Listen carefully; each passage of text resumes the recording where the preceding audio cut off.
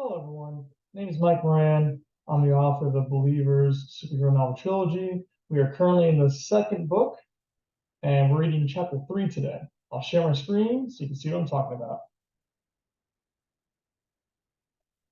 All right, here we are. Chapter 3, Dr. Diaz and Megafist. Okay, class. Someone tell me the causes of acute abdominal pain, Dr. Diaz asked. A heart attack, one student exclaimed. Excellent. Tell me another cause. Acute pancreatitis, a second student proclaimed. Good, good. Gallbladder stone, a third student declared. A painful experience, and yes, that's correct. Gastritis, a fourth student yelled. All right, that's enough answers for now, and sadly there are many more. I asked you this question because I wanted you to be careful when diagnosing your patients. You must run tests, collect data, and take time to analyze your findings before rushing to diagnosis and treatment. It's better to work slower and treat the right problem instead of making mistakes and quickly treating incorrect diagnoses, which may cause additional side effects and problems for the patient. The students liked Dr. Diaz because he always gave them a chance to respond back and forth to class topics as a dialogue instead of boring lectures. Class ended, and Dr. Diaz wished his students farewell, reminding them to study and do homework before their next class. As all students exited the room, Jerry and Cynthia walked in. Dr. Diaz perked up with delight, excited to see his former student and famous superhero.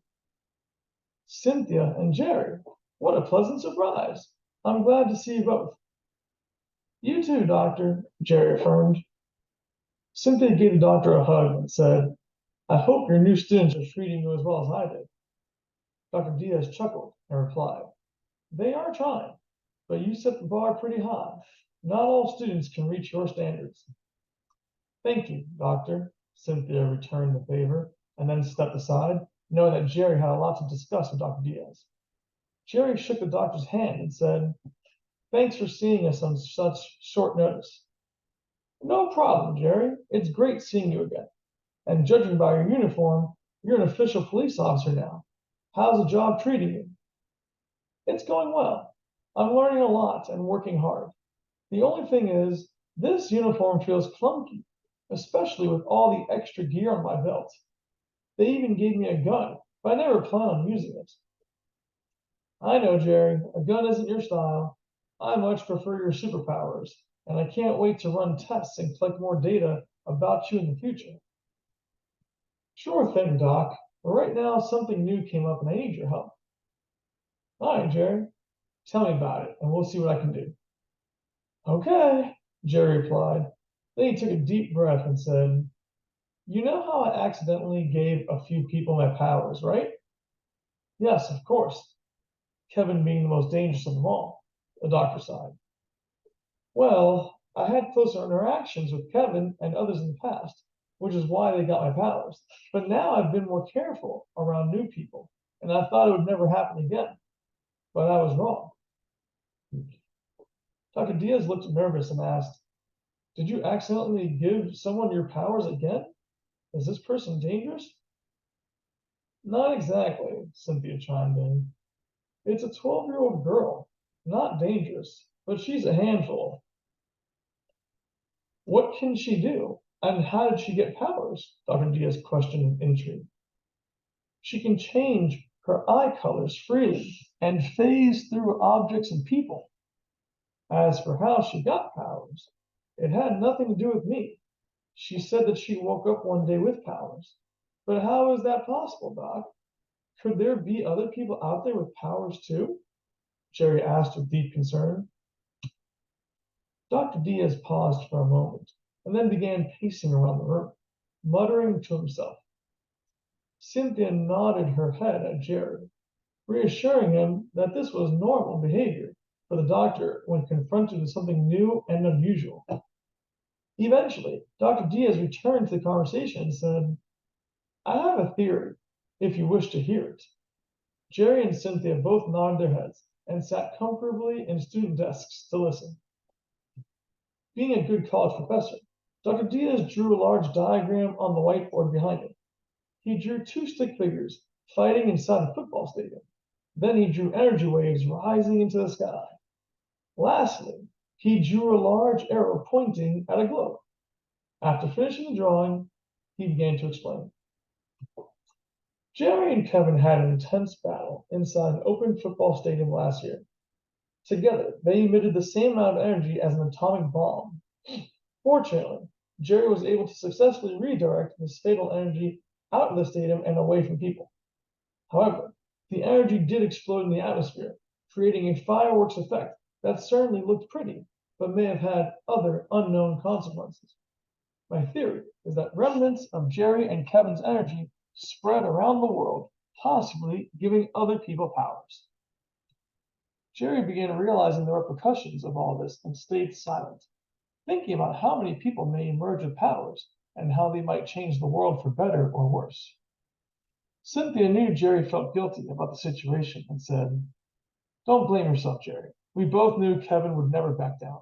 That fight was inevitable, but now we'll deal with the aftermath together." Jerry appreciated Cynthia's support and held her hand firmly. Dr. Diaz continued theorizing further. Other than this 12-year-old girl, we haven't heard about other cases yet, which means not everyone is capable of developing superpowers. Variables that can lead people to develop powers may include age, health, genetics, radiation absorption, living environment, and countless others. There is so much research to be done, so many possibilities.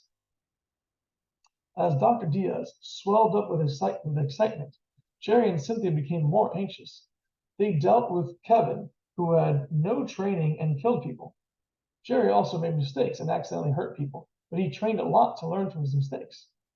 If multiple people around the world developed powers and used them recklessly, it could be disastrous, possibly the end of the world. Jerry and Cynthia knew they had to do something about this, but what exactly? How can they help? Where do they begin? Suddenly, a startling female voice came out of Jerry's belt. It was his police radio requesting backup. Jerry increased the volume and responded, "This is Jerry Miller. What's the situation?" "We've got noise complaints coming from an abandoned building downtown. We sent another officer, but he says it sounds like bombs are going off, as if someone is trying to demolish the building. It's too dangerous to send in regular cops, so I'm texting you the address. Handle it immediately before the whole building comes down. Also, look out for homeless people and get them to safety. They tend to hide and live inside abandoned buildings." Jerry looked at Cynthia and Dr. Diaz for approval. Cynthia said, "Go do your job. You can pick me up later. I'll work with Dr. Diaz on a plan to locate new believers before they cause any problems." "Thank you. I'll see you both later." Jerry gave a quick kiss to Cynthia, then he teleported away to the abandoned building. Jerry teleported multiple times, making his way toward the address of the abandoned building. Jerry cannot instantly teleport to any location unless he sees it clearly or knows it very well. However, if he has a close connection to a person and can feel their energy aura, he can teleport to their exact location. He soon arrived at the front entrance of the abandoned building and heard multiple booming sounds. Jerry put his hands together and concentrated for a moment and yelled, "Ha!" transforming himself into a silver-colored, sleek cyborg. His new armored body was strong enough to withstand falling debris, but slim enough to allow excellent mobility.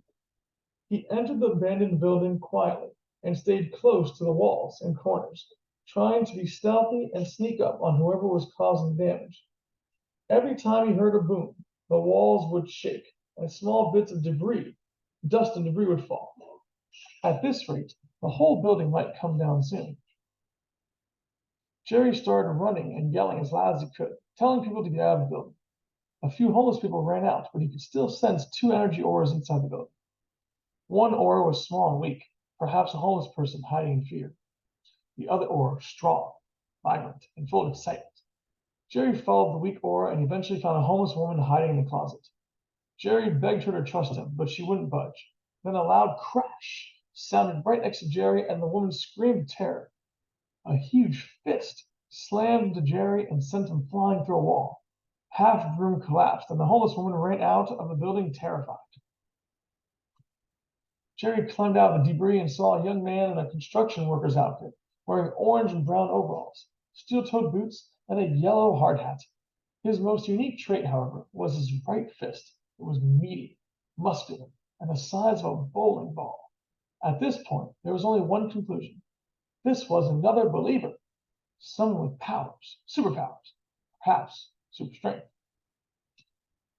Jerry opened the front of his helmet so the construction worker could see his face, hoping to calm him down.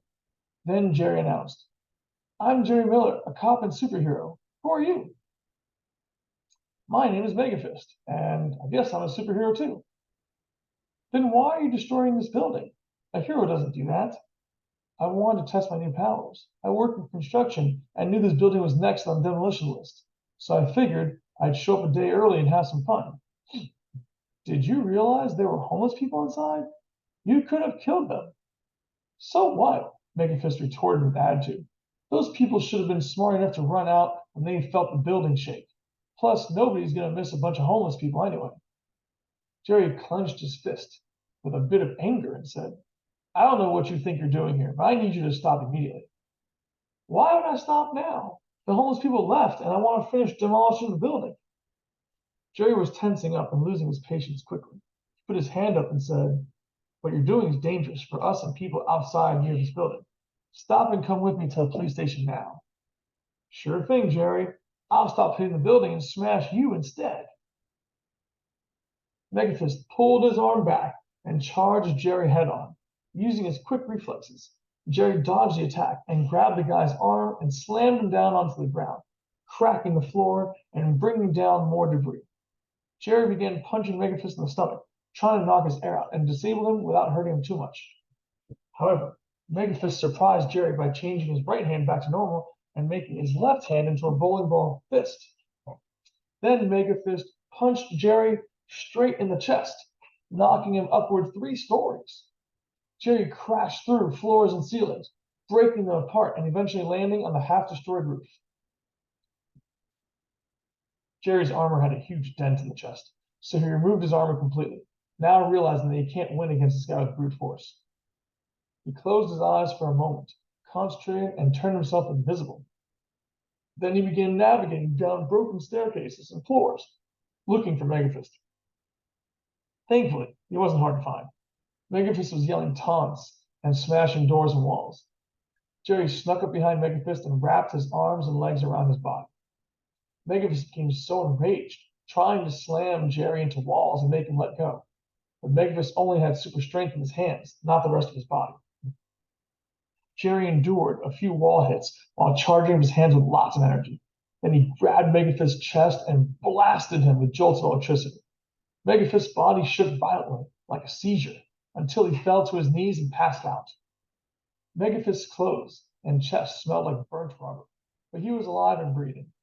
Jerry breathed a sigh of relief and spoke on his radio, informing the police station that the problem had been resolved. Then Jerry teleported with Megafist to the police station for questioning. And that's it. That's the end of chapter 3. I hope you all enjoyed it, and hopefully see you next time for chapter 4. Thank you very much. Have a good night.